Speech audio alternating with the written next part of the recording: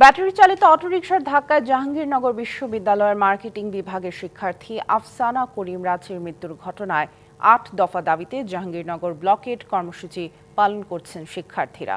সকাল 6:45 থেকে বিশ্ববিদ্যালয়ের সব দরজায় তালা ঝুলিয়ে দিয়ে প্রধান ফটকে ৮ দফা দাবিতে অবস্থান নিয়েছেন তারা। এ সময় নিহত শিক্ষার্থীর পরিবারকে যথাযথ আর্থিক ক্ষতিপূরণ, অদক্ষ নিরাপত্তা কর্মীদের প্রত্যাহার এবং 24 ঘন্টার মধ্যে সিসিটিভি ক্যামেরাগুলো সচল করা সহ নিরাপদ ক্যাম্পাসের দাবি জানান শিক্ষার্থীরা। এদিকে রাঁচির মৃত্যুর ঘটনায় দায়িত্বে অবহেলার কারণে ডেপুটি রেজিস্ট্রার সহ 4 কর্মচারীকে সাময়িক বরখাস্ত করেছে বিশ্ববিদ্যালয় প্রশাসন।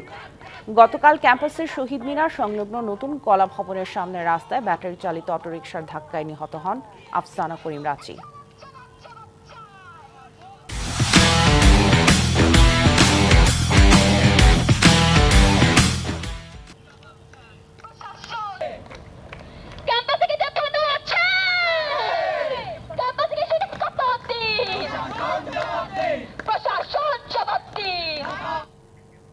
এ বিষয়ে বিস্তারিত জানাতে যুক্ত হচ্ছেন আমাদের সহকর্মী জোবায়ের আহমেদ। জোবায়ের, যে ৮ দফা দাবির কথা বলা হচ্ছে, কি কি দাবি তুলে ধরেছেন আন্দোলনরত শিক্ষার্থীরা এবং ব্লকের কর্মসূচির বিস্তারিত জানাবেন। সড়কে জাহাঙ্গীরনগর বিশ্ববিদ্যালয়ে আমরা জানি যে গতকাল মঙ্গলবার সন্ধ্যায় বিশ্ববিদ্যালয়ের মার্কেটিং বিভাগের প্রথম বর্ষের শিক্ষার্থী কিন্তু রাঁচি নিহত হয়েছে। সেই জায়গা থেকে সেই দাবিতে আজকে কিন্তু জাহাঙ্গীরনগর বিশ্ববিদ্যালয়ের প্রথম বর্ষের শিক্ষার্থীরা আজকে ডেডিকেটের সামনে তারা ৮ দাবিতে কিন্তু তারা জাহাঙ্গীরনগর ব্লকের কর্মসূচি পালন করছে।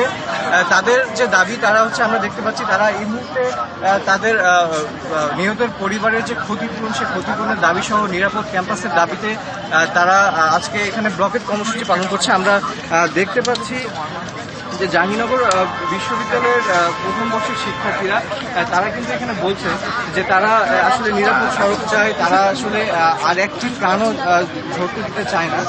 তারা আসলে ক্যাম্পাসের প্রতিটি সড়কে স্পিড ব্রেকার থেকে শুরু করে ক্যাম্পাসের প্রতিটি জায়গায় সিসিটিভি ক্যামেরা থেকে শুরু করে তারা ক্যাম্পাসের সার্বিক নিরাপত্তা নিশ্চিতের তারা দাবি জানাচ্ছে। একই সাথে বিশ্ববিদ্যালয়ের গতকালের যে ঘটনা, গতকালের তাৎক্ষণিক অবস্থায় যে প্রাথমিক চিকিৎসার বিষয়টাও আসলে বিশ্ববিদ্যালয়ের যে মেডিকেল সেন্টারের আসলে চরম গাফিলতির কথা তারা কিন্তু জানাচ্ছে। তারা বলছে যে আসলে বিশ্ববিদ্যালয়ের মেডিকেলের আসলে এখানে চরম গাফিলতি রয়েছে এবং চরম নিম্নমানের যে অব্যবস্থাপনা রয়েছে তারা সেটিও দাবি করছেন। একই সাথে কিন্তু আমরা জানি যে গতকালের ঘটনায় তৎক্ষণাৎ বিশ্ববিদ্যালয় প্রশাসন কিন্তু 4 জন কর্মকর্তাকে আসলে স্থায়ীভাবে বহিষ্কার করেছে। তো বিশ্ববিদ্যালয় থেকে জাহাঙ্গীরনগর সর্বশেষ এই ছিল। জোবায়ের, আপনি থাকবেন সেখানে, আমরা পরবর্তীতে আবারও যুক্ত হয়ে আপনার মাধ্যমে আরো বিস্তারিত তথ্য জানার চেষ্টা করব। ধন্যবাদ আমাদের সাথে যুক্ত হওয়ার জন্য।